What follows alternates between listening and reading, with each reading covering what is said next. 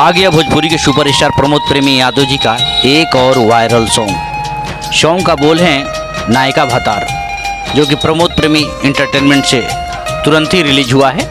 इस गाने में प्रमोद प्रेमी यादव जी, उनके साथ पृथ्वीराज जी का मधुर आवाज़ है। गाने का राइटर छोटू यादव जी और म्यूजिक से सजाया है आर्या शर्मा जी ने।